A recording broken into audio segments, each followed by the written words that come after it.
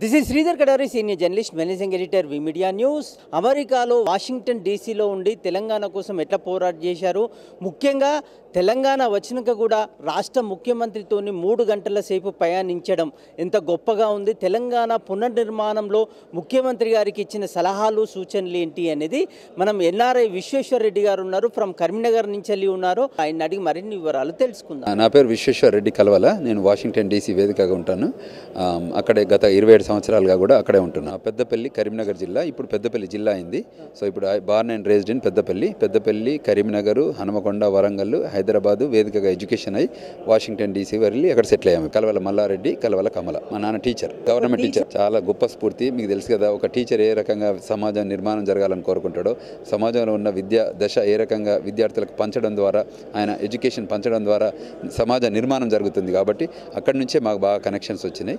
So అందుకోసమే దాని ద్వారా సమాజం బాగుండాలి, అందులో మేము ఉండాలనే ఆలోచన విధానం అక్కడి నుంచి వచ్చింది మనకి. గ్లోబల్ తెలంగాణ అసోసియేషన్స్ అంటే ఏంటంటే ప్రపంచవ్యాప్తంగా ఉన్న తెలంగాణ ఎన్ఆర్ఐస్కి ఒక వేదిక. ఇవాళ ఎన్ఆర్ఐస్ ఒక దేశమో 2 దేశాలు, కొన్ని దేశాలే కాకుండా ప్రపంచవ్యాప్తంగా ఒక 100 దేశాల్లో తెలంగాణ ఎన్ఆర్ఐస్ ఉన్నారు. వాళ్ళందరూ కూడా మాతృభూమికి ఏదో సేవ చేయాలి, ఇతోధికంగా అభివృద్ధిలో భాగస్వామ్యం కావాలి, తెలంగాణ నిర్మాణం, పునర్నిర్మాణం, బంగారు తెలంగాణ మార్చుకునే క్రమంలో వాళ్ళ ఇతోధికంగా పాత్ర పోషించాలనే ఉద్దేశంతో ఈ గ్లోబల్ తెలంగాణ అసోసియేషన్ ఏర్పడింది. ఇవాళ ఒక 43 దేశాలలో మా ఫుట్ ప్రింట్ ఉంది. సో చాలా గొప్పగా నడుస్తుంది. ఇవాళ అందరూ కూడా ఎన్ఆర్ఐస్ మాతృభూమి తెలంగాణ కోసం వస్తున్నారు. మా 2 కాన్ఫరెన్సెస్ కూడా చాలా గొప్పగా జరిగినాయి. ఈ డిసెంబర్లో మళ్ళీ ఒకటి గ్లోబల్ తెలంగాణ కన్వెన్షన్ హైదరాబాద్ వేదికగా జరగబోతుంది. ఎందుకంటే మాతృభూమిలో ఏదో ఒక సేవ చేయాలనే ఆలోచన ఉంటుంది.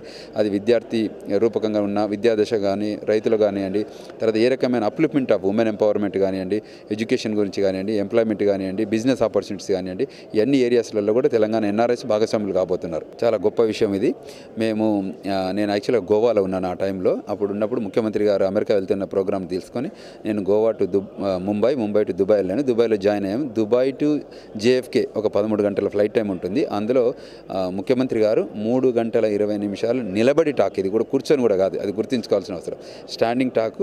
ఆయన 3 గంటల 20 నిమిషాల్లో కూడా ఎక్కడ కూడా నేను తెలంగాణ అభివృద్ధి కోసం, తెలంగాణ నిర్మాణం కోసం, పునర్నిర్మాణం గురించి కూడా ఒక విద్యారంగమే కానివ్వండి, ఎన్ఆర్ఐ పాలసీ కానివ్వండి, తర్వాత ఎడ్యుకేషన్ కానివ్వండి, ఎంప్లాయ్మెంట్ ఆపర్చునిటీస్ కానివ్వండి, గ్లోబల్ ఎంప్లాయ్మెంట్ ఆపర్చునిటీస్ గురించి కూడా మేము చాలా క్వశ్చనింగ్ చేసాము. తర్వాత ఆన్సర్లు కూడా రాబట్టుకున్నాం.